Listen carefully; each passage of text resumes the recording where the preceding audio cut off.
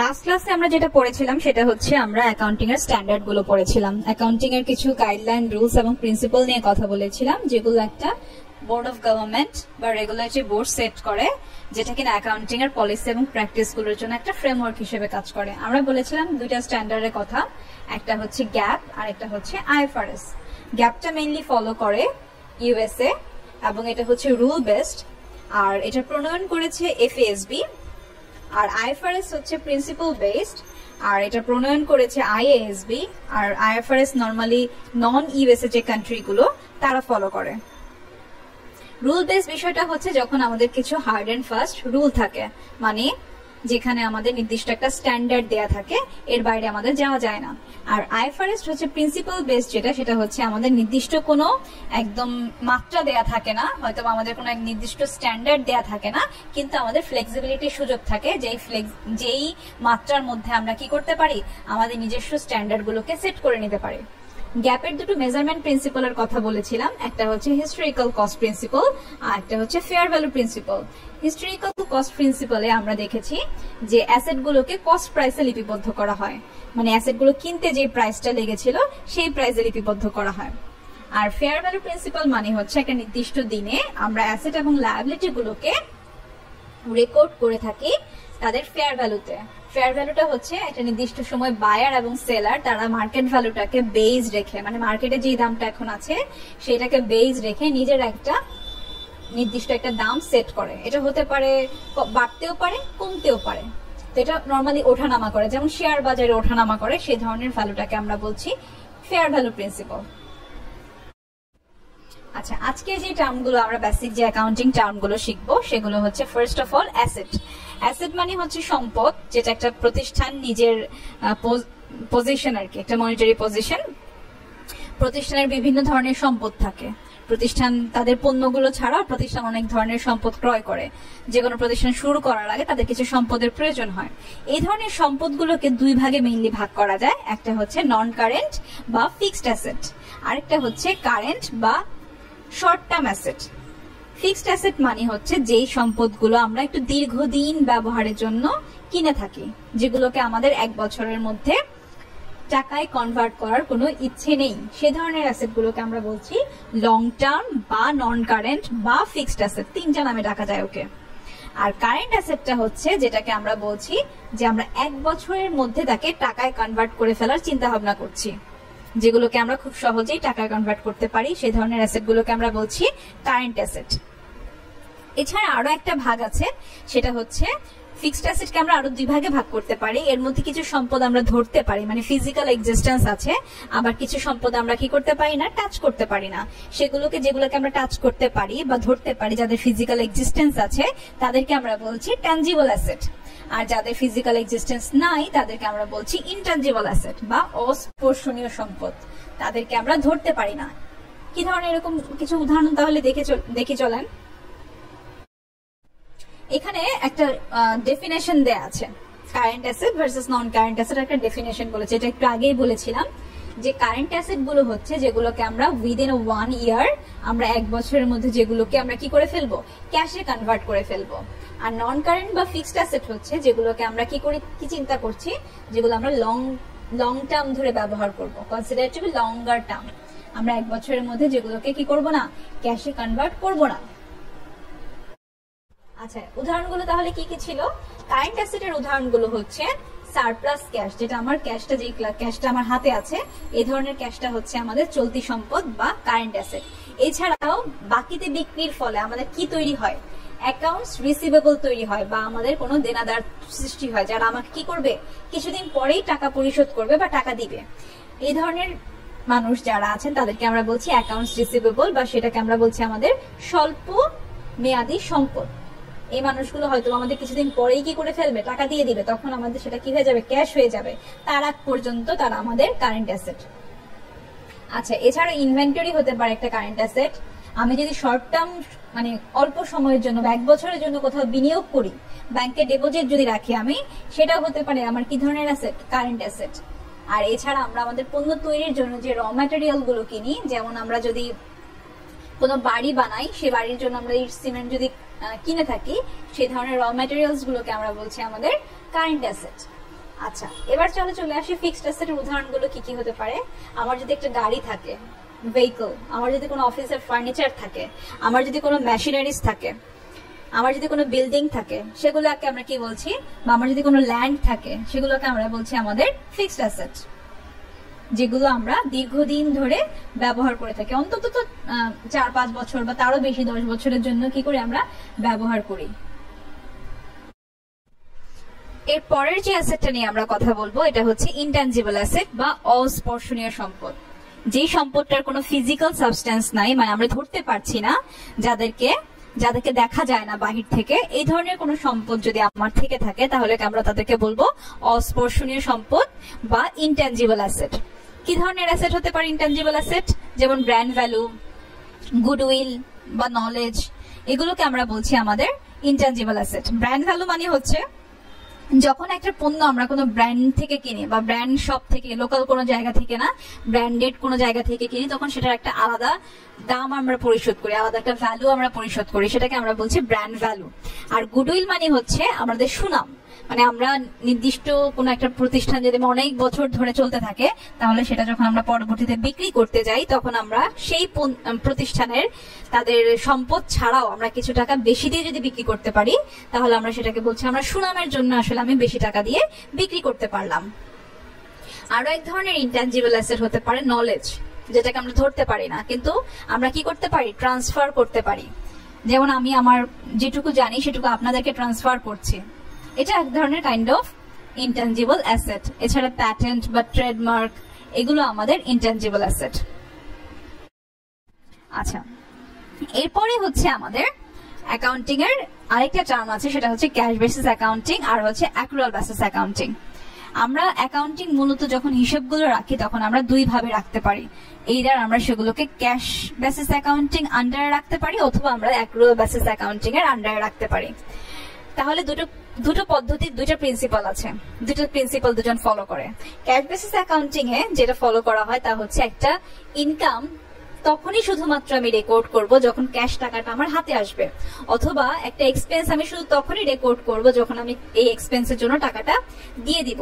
একদম সহজ করে বলতে গেলে, যখন প্রতিষ্ঠানের টাকা আসবে বা টাকা চলে যাবে, তখন শুধুমাত্র আমি যদি ট্রানজাকশন গুলোকে রেকর্ড করি, তাহলে সেটা হচ্ছে আমি ক্যাশ বেসিস অ্যাকাউন্টিংটা ফলো করলাম। আর অন্যদিকে অ্যাক্রুয়াল বেসিস অ্যাকাউন্টিং এর মূলনীতি বা স্ট্যান্ডার্ড হচ্ছে যে আমি টাকা প্রতিষ্ঠানে আসুক বা না আসুক, আসলে তো করবোই, না আসলেও করবো। কিভাবে করব? যদি ইনকামটা আমি আর্ন করি, মানে আমি বাকিতে বিক্রি করলাম, বাকিতে বিক্রি করে আমি কি করলাম, তাদের কাছ থেকে টাকাটা এখনো পাইনি, কিন্তু তারপর আমি কি করে ফেলবো, রেকর্ড করে ফেলবো বা লিখে ফেলবো। এটাকে বলছি আমরা accrual basis accounting. At the same time আমি কোনো একটা খরচ করে ফেলেছি, ধরেন আমি একটা ফার্নিচার কিনে ফেলেছি, কিন্তু সেটার জন্য আমি এখনো কি করি নাই, টাকাটা পে করি নাই। যার কাছ থেকে ফার্নিচারটা কিনেছি তাকে আমি বাকি বলেছি, বাকি পরে দিব। তো এই যে আমি যখন ফার্নিচারটা কিনে ফেলেছি, খরচটা যদি করে ফেলেছি যেহেতু, কিন্তু টাকাটা এখনো দেই নাই, তখনও কি করবে, অ্যাক্রুয়াল বেসিস অ্যাকাউন্টিং এটাকে কি করবে, রেকর্ড করবে। এর জন্য সে কি করবে, এইদার অ্যাকাউন্টস পেয়েবল তৈরি করবে অথবা অ্যাকাউন্টস রিসিভেবলটা তৈরি করে তারপর আমার সাথে সে কি করবে, এটা রেকর্ডিংটা ফলো করবে। এখানে কিছু এক্সাম্পল আছে, আমি কিছু এক্সাম্পলের কথা ক্লাসে বলেছিলাম যে আমরা যদি একটা মেশিনারিজ, প্রথম এক্সাম্পলটার কথা বলেছিলাম, ধরে নাও যে তুমি একটা মেশিনারিজ কিনেছো 5000 টাকায়, ক্যাশ পে করেছো অক্টোবরের 1 তারিখে, যেদিন কিনেছো সেদিনই ক্যাশ টাকা দিয়ে দিয়েছো, তাহলে ক্যাশ বেসিস অ্যাকাউন্টিং কি করবে, এটা সেদিনই রেকর্ড করে ফেলবে, এবং অ্যাক্রুয়াল বেসিস অ্যাকাউন্টিংও সেদিনই রেকর্ড করে ফেলবে। সেকেন্ড ট্রানজাকশনটাতে চলে আসি, তাহলে ধরে নাও তুমি একটা মেশিন 5000 টাকায় কিনেছো, কিন্তু সেদিন কি করনি, টাকাটা পে করনি, অক্টোবরের 1 তারিখে তুমি টাকা পে করনি, তখন কি করবে, ক্যাশ বেসিস অ্যাকাউন্টিং এটাকে রেকর্ড করবে না, যেহেতু কোনো টাকা তার প্রতিষ্ঠান থেকে যায়নি, সো সেটা কি করবে না, রেকর্ড করবে না।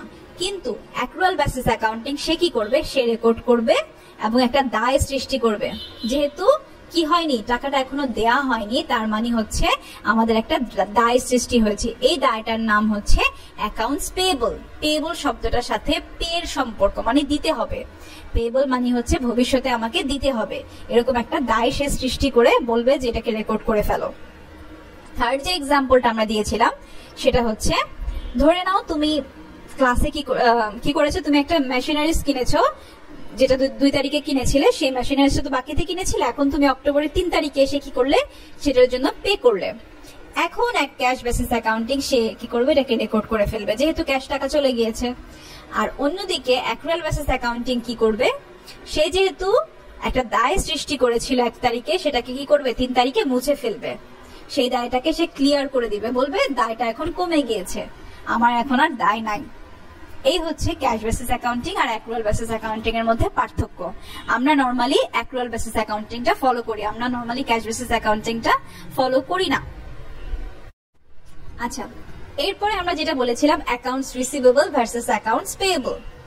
আমরা যখন ধারে বিক্রি করি, ধারে বিক্রি মানে হচ্ছে ক্রেডিট সেল, যখন আমরা কোনো ক্রেডিট সেল করি বা আমরা যদি ধারে বিক্রি করি তাহলে কি হয়, আমরা টাকাটা পাবো কারো কাছ থেকে, এখনো পাইনি, যার কাছ থেকে পাবো তার তো একটা নাম আছে তাই না, সেই মানুষটার নাম বা সেই অ্যাকাউন্টসটার নাম হচ্ছে অ্যাকাউন্টস রিসিভেবল, মানে ভবিষ্যতে আমি তাদের কাছ থেকে টাকাটা পাবো।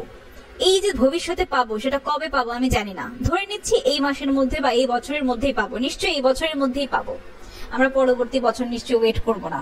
তো এই যে 1 বছরের মধ্যে যেহেতু আমি টাকাটা পাবো, তাহলে আমি কি চিন্তা করছি, এটা একটা শর্ট টার্ম অ্যাসেট বা একটা স্বল্প মেয়াদী আমার জন্য একটা সম্পদ। অন্যদিকে আমি যখন ধারে ক্রয় করি, ধারে ক্রয় করলে আমার কি হয়, আমার জন্য অ্যাকাউন্টস পেয়েবল তৈরি হয়, মানে হচ্ছে আমার জন্য একটা দায় সৃষ্টি হয়। ক্রয় করলে আমাকে কি করতে হয়, টাকা দিতে হয়, কিছু কিনলে তো টাকা দিতে হলে তো আমি এখন তো টাকা দিচ্ছি না, পরে দিব, পরে দিলে কি হলো, আমার একটা দায় থেকে গেল, সেই দায়টার নাম হচ্ছে অ্যাকাউন্টস পেয়েবল। এটা আমার একটা শর্ট টার্ম লায়াবিলিটি বা একটা স্বল্প মেয়াদী একটা দায় আমার জন্য। আচ্ছা, তাহলে একটু যদি রিভিউ করি, আমরা যেটা বলছিলাম অ্যাকাউন্টস রিসিভেবল হচ্ছে the amount of money owed by a customer or a client to a business after the goods or service has been delivered or used. আমরা যে গুডস অর সার্ভিসটা দিয়েছি মানে বিক্রি করেছি বা কোনো সেবা দিয়েছি, এর ফলে কি হয়েছে, আমাদের কাস্টমার আমাদেরকে ভবিষ্যতে যে টাকাটা দিবে কিন্তু এখনো দেয়নি, সেটার জন্য তাদেরকে আমরা বলছি অ্যাকাউন্টস রিসিভেবল, বা তারা আমাদের কাছ থেকে অ্যাকাউন্টস টাকাটা আমাদেরকে ভবিষ্যতে দিবে। অন্যদিকে আমরা যখন কোনো সার্ভিস কারো কাছ থেকে নেই বা কোনো পণ্য কারো কাছ থেকে ক্রয় করি, ক্রয় করার ফলে ধারে যদি সেটা হয় তাহলে সেটা কি করতে হয়, আমাদেরকে ভবিষ্যতে দিতে হয়, এই ধরনের দায়কে আমরা বলছি অ্যাকাউন্টস পেয়েবল। আর অ্যাক্রুয়াল বেসিস অ্যাকাউন্টিং পড়েছি, ক্যাশ বেসিস অ্যাকাউন্টিং পড়েছি। ক্যাশ বেসিস অ্যাকাউন্টিংটার মানে হচ্ছে যখন শুধুমাত্র আমি ক্যাশটাকে রিসিভ করি অথবা ক্যাশটা পে করি, তখন যদি আমি আমার ফিনান্সিয়াল ট্রানজাকশন গুলাকে রেকর্ড করি, সেটাকে আমরা বলছি ক্যাশ বেসিস অ্যাকাউন্টিং। আর অ্যাক্রুয়াল বেসিস অ্যাকাউন্টিং এর মূলনীতি হচ্ছে তুমি ক্যাশ পাও বা না পাও, পেলে তো করবেই ভালো কথা, না পেলেও তোমার যদি কোনো ধারে কেনা বেচা হয়ে থাকে, তোমার ইনকাম যদি আর্নড হয়ে থাকে, তোমার এক্সপেন্স যদি ঘটে থাকে, সেটার জন্য তুমি পে করে থাকো আর না করে থাকো, তুমি কি করে ফেলবে, সেটা রেকর্ড করে ফেলবে। আচ্ছা, এরপর আমরা শিখেছি অ্যাসেট কি, অ্যাসেটের প্রকারভেদ শিখেছি, 2 ধরনের অ্যাসেটের কথা বলেছি, কারেন্ট আর ফিক্সড। আরেকটা উদাহরণ দিয়েছিলাম, সেটা হচ্ছে ট্যানজিবল অ্যাসেট বা ইনট্যানজিবল অ্যাসেট, দুটোর কথা বলেছি। একটা হচ্ছে স্পর্শ করা যাবে আর একটা হচ্ছে স্পর্শ করা যাবে না। আচ্ছা, একটু আগে আমরা বলছিলাম অ্যাকাউন্টস পেয়েবল আর রিসিভেবল এর কথা। এই যে অ্যাকাউন্টস রিসিভেবল, যাদের কাছ থেকে আমি টাকা পাবো ভবিষ্যতে, তারা যদি কেউ কখনো আর টাকাটা না দেয় বা সন্দেহ যদি আমি করে থাকি এরা টাকাটা নাও দিতে পারে, তাহলে সেরকম মানুষগুলোকে আমরা বলছি ডাউটফুল ডেপ্ট বা সন্দেহজনক এক ধরনের আমার জন্য এটা ঋণ। তো এই সন্দেহজনক ঋণটা কখনো কখনো কি হয়ে যায়, ব্যাড ডেপ্ট হয়ে যায় বা কুঋণ হয়ে যায়, খারাপ ঋণ হয়ে যায়, যেটা আর কখনোই কি করা যায় না, টাকাটা তার কাছ থেকে আর কখনোই পাওয়া যায় না। তখন সেটাকে আমরা কি করি, আমাদের যে সম্পদ যেটা ছিল সেটা একটু কমিয়ে ফেলি, তখন বলি যে এই মানুষগুলোর কাছ থেকে আমি আর টাকা পাবো না, তাহলে এই টাকাটা আমার আশা ছেড়ে দিতে হবে, তখন সেটাকে আমরা বলছি ব্যাড ডেপ্ট বা কুঋণ। আচ্ছা, এরপরে যে টার্মগুলো সেটা হচ্ছে ব্যাড ডেটটা হচ্ছে যেটা বললাম যে একটা লোন যেটা আউটস্ট্যান্ডিং আছে এবং এটা কখনোই রিকভার করা যাবে না এবং এটাকে কি করতে হবে, রিটেন অফ বা মুছে ফেলতে হবে বা এটাকে কমিয়ে ফেলতে হবে। আর বিজনেস এন্টিটি হচ্ছে একটা বিজনেসের লিগাল স্ট্রাকচার বা সত্তা। আমরা অ্যাকাউন্টিং এ সাধারণত বিজনেস সত্তাকে আলাদা করে চিন্তা করি, মানে একটা ওনার থেকে বিজনেস সত্তাটা সবসময় আলাদা এবং বিজনেসটাকে এমন ভাবে চিন্তা করা হয় যেটা আজীবন চলতে থাকবে, চলমান মানে থাকবে সব সময়। আর বন্ডস পেয়েবল হচ্ছে যখন আমরা কোনো একটা কিছু পে করার জন্য একটা নির্দিষ্ট একটা অ্যামাউন্ট, ফিক্সড অ্যামাউন্ট ম্যাচুরিটিতে পে করার জন্য যখন আমরা একসাথে প্রমিস করি যে আমি এই টাকাটা ম্যাচুরিটিতে পে করব। অনেক সময় কি করে গভর্নমেন্ট, তার যদি কোনো টাকা প্রয়োজন হয় সেরকম বন্ড ইস্যু করে, মানুষ বন্ডগুলো কিনে নেয়। গভর্নমেন্ট বলে যে তোমাকে এই টাকাটা আমি এককালীন পরিশোধ করব। তাই মানুষ কেন কিনে এই বন্ডসগুলো? কিনে কারণ হচ্ছে একটা সুদ পাওয়া যায় প্রতি মাসে মাসে বা একটা নির্দিষ্ট সময় পর পর একটা সুদ পাওয়া যায়। যে বন্ডটা ইস্যু করে তার জন্য বন্ডস পেয়েবলটা কি এক ধরনের দায়, যেটা ভবিষ্যতে তাকে কি করে ফেলতে হবে? পরিশোধ করে দিতে হবে। ঠিক আছে, এই বন্ডস পেয়েবল থেকে যে সুদটা হয় সেটাও দায়, সেই সুদটাও তো তাকে দিতে হবে, তাই না? আচ্ছা, এরপরে আসে বিল্ডিং। বিল্ডিং মানে হচ্ছে একটা ফিক্সড অ্যাসেট, যেটা আমাদের ওই প্রতিষ্ঠানটা, যেটা যদি কোনো বিল্ডিং থাকে, তার নিজস্ব কোনো বিল্ডিং এর উপর সে যদি প্রতিষ্ঠানটা দাঁড়িয়ে থাকে, বা তাদের যদি অন্য কোথাও যদি কোনো এরকম কোন স্ট্রাকচার থেকে থাকে, তাহলে সেটা তাদের জন্য একটা সম্পদ, দীর্ঘমেয়াদী একটা সম্পদ। আর ক্যাশ তো আমরা বুঝি সবাই, ক্যাশ হচ্ছে আমাদের কারেন্ট অ্যাসেট বা স্বল্পমেয়াদী চলতি সম্পদ, যেটা আমাদের ব্যালেন্স শিটে আমরা দেখিয়ে থাকি, এবং এটা সাধারণত কেনা বেচার সাথে সম্পর্কযুক্ত, খরচের সাথে বা রেভিনিউর সাথে কি হয়, আমাদের ক্যাশ বাড়ে কমে। আর কমন স্টক হচ্ছে এক ধরনের সিকিউরিটি, যে এক্সচেঞ্জ আমাদের যেই সিকিউরিটিটা রিপ্রেজেন্ট করে আমাদের কর্পোরেশনের ওনারশিপ। মানে হচ্ছে আমার প্রতিষ্ঠান যদি আমি পাবলিকলি ট্রেডেড কোম্পানি হই, তাহলে আমি কিছু শেয়ার ইস্যু করতে পারি। শেয়ার ইস্যুর মধ্যে এক ধরনের স্টক বা শেয়ার হতে পারে কমন স্টক, যে স্টকটা নর্মালি আমরা আমাদের প্রতিষ্ঠানের জন্য কোনো মূলধন প্রয়োজন হলে এগুলো ইস্যু করে আমরা কি করতে পারি? মূলধন কালেক্ট করতে পারি। এখন মূলধনের কথা যেহেতু আসলো, তাহলে চলে আসে আবার ক্যাপিটাল। ক্যাপিটাল আর মূলধন একই কথা। এটা হচ্ছে কোনো ক্যাশ হতে পারে, বা কোনো গুডস হতে পারে, বা কোনো ধরনের ফার্নিচার হতে পারে। মানে প্রতিষ্ঠান শুরু করার সময় একজন মালিক বা শেয়ার হোল্ডার যা কিছু প্রতিষ্ঠানে নিয়ে আসে বা বিজনেসে নিয়ে আসে, ব্যবসায় নিয়ে আসে, সেগুলোই হচ্ছে ক্যাপিটাল। এর পরবর্তীতে যা কিছু আনে সেগুলোকে বলছি অ্যাডিশনাল ক্যাপিটাল বা অতিরিক্ত মূলধন। আচ্ছা, আমরা ক্যাশ বেসিস অ্যাকাউন্টিং পড়েছি। আর ক্যাশ ফ্লো মানে হচ্ছে প্রতিষ্ঠানের ভেতরে বিভিন্ন সময় ক্যাশ যাওয়া আসা করছে, মানে ক্যাশ কখনো আসছে কখনো যাচ্ছে। তো এই যে বিভিন্ন অ্যাক্টিভিটিস এর কারণে আমাদের একটা সার্টেন পিরিয়ডে যে ক্যাশ ফ্লোটা হয়, সেটাই হচ্ছে আমাদের বিজনেসের একটা আর্থিক চিত্র বা একটা ক্যাশের নগদ চিত্রটা তুলে ধরে। ঠিক আছে, এরপরে বলছে কস্ট। কস্টটা মানে হচ্ছে একটা মনিটারি ভ্যালু, যে কোনো কিছুর ক্রয় মূল্য বা যে কোনো কিছুর খরচ, এটাকে আমরা বলছি কস্ট। কস্ট হচ্ছে এক্সপেন্ডিচারের একটা মনিটারি ভ্যালু। আমরা হতে পারে কখনো র ম্যাটেরিয়ালের জন্য কস্ট করি, কখনো সাপ্লাই, যেমন একটা পণ্য আমরা কিনলাম, কেনার সময় একটা খরচ হলো, প্যাকেজিং এর সময় একটা খরচ হলো, ডেলিভারির সময় একটা খরচ হলো, সেটাকে গুদাম ঘরে রাখতে একটা খরচ হলো। এই কিছু সবগুলো খরচের মধ্যে কিছু খরচ হচ্ছে ফিক্সড কস্ট, আবার কিছু খরচ হচ্ছে ভ্যারিয়েবল কস্ট। মানে হচ্ছে কিছু খরচ পণ্যের সাথে সাথে ফিক্স থাকে, মানে চেঞ্জ হয় না। যেমন একটা গুদাম ঘরের ভাড়া, সেই গুদাম ঘরটাতে বা সেই স্টোরেজটাতে আমি যত পণ্যই রাখি না কেন, ভাড়া কখনোই বাড়বে না। আমি যদি একটা পণ্য রাখি, ভাড়া মাসে 600 টাকা, আবার যদি অনেকগুলো পণ্য রাখি, তাহলেও কি ভাড়া মাসে 600 টাকাই। এটাকে বলছি আমরা ফিক্সড কস্ট। আর আরেকটা হচ্ছে ভ্যারিয়েবল কস্ট বা ভ্যারি করে যে কস্টগুলো। যেমন একটা পণ্য প্যাকেট করতে, প্রতিটা পণ্য প্যাকেট করতে 1 টাকা খরচ হয়, তাহলে 10টা পণ্য প্যাকেট করতে 10 টাকা খরচ হবে। এই যে ভ্যারি করছে, পণ্যের সাথে সাথে যে কস্টগুলো বা খরচগুলো ভ্যারি করে, সেগুলোকে আমরা বলছি ভ্যারিয়েবল কস্ট। এরপরে আমরা বলেছিলাম কস্ট অফ গুডস সোল্ড, মানে হচ্ছে একটা পণ্য তৈরি করার সময়, উৎপাদন মানে হচ্ছে মানে একটা তৈরি পণ্য বানানোর সময়। আমার প্রতিষ্ঠান যদি উৎপাদনকারী প্রতিষ্ঠান হয়, যেমন আমার প্রতিষ্ঠান হচ্ছে গিয়ে তারা কাপড় উৎপাদন করে, আমি রিসেলার না, আমি সরাসরি কাপড় বানাই বা আমি সরাসরি কম্পিউটার বানাই, এমন যদি হয় উৎপাদনের সাথে জড়িত, তাহলে সেই উৎপাদনের সাথে যেই সকল খরচগুলো হয় সেগুলোকে বলা হয় ডিরেক্ট কস্ট, বা সেগুলোকে আমরা বলি cost of goods sold.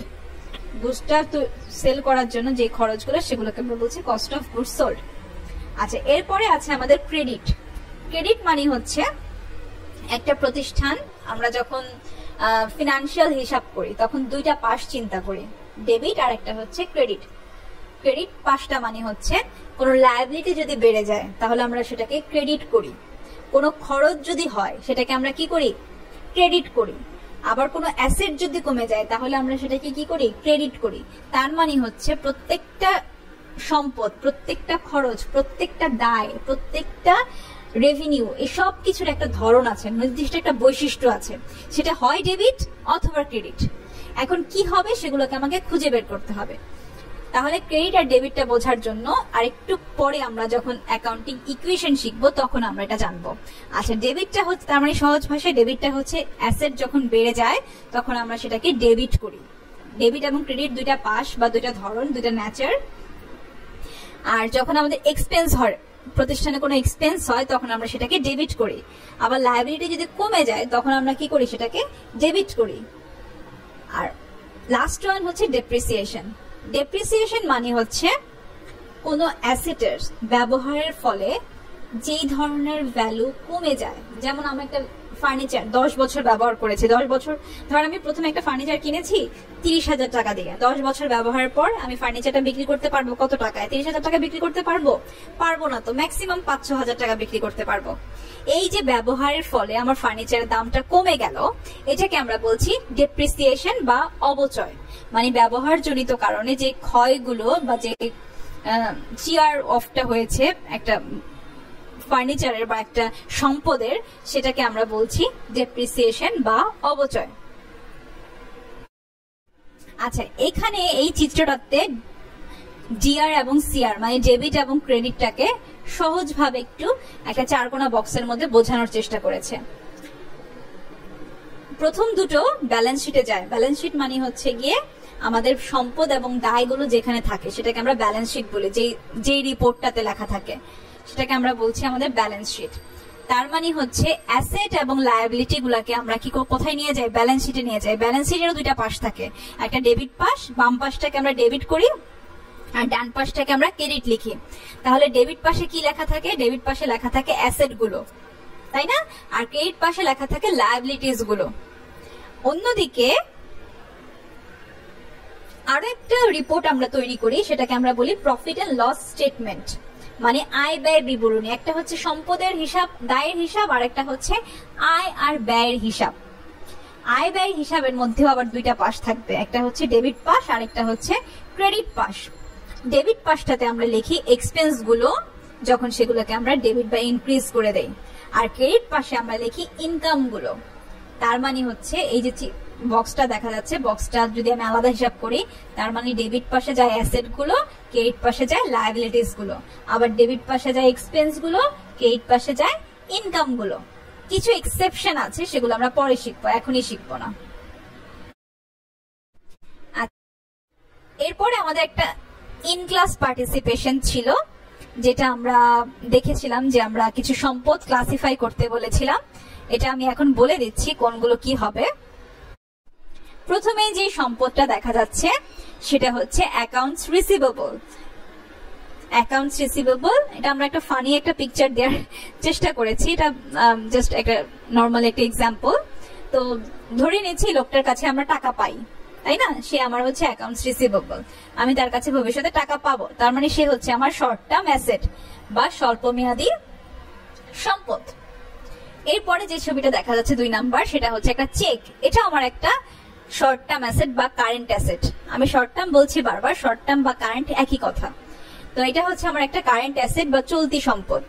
3 number যেটা দেখা যাচ্ছে সেটা হচ্ছে একটা ল্যান্ড বা জমি। এটা আমার একটা ফিক্সড অ্যাসেট বা একটা স্থায়ী সম্পদ। এটা আমি দীর্ঘদিনের জন্য ব্যবহার করে থাকি একটা জমিকে।